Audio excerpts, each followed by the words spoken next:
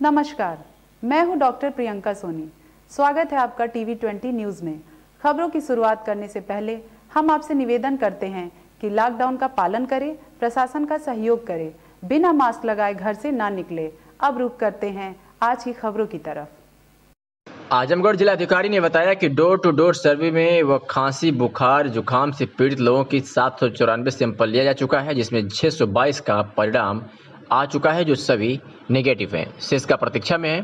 शेष जो हैं वो सभी प्रतीक्षा में है। उन्होंने कहा कि शहर का 2 दिन में रैंडम सैंपल करा लिया जाएगा। ये सुनवाते हैं कि जिलाधिकारी ने क्या कुछ कहा। चिन्हित करके जो खांसी बुखार सांस वाले लोग हैं या जो विदेश से आए हुए लोग हैं, उनकी सैंपलिंग, उनके रिजल्ट्स के आधार पर अब तक कुल हम लोग 794 सैंपल ले चुके हैं, जिसमें से 622 का परिणाम आ चुका है। शेष का हम अभी प्रतीक्षा में कर रहे हैं, 178 का।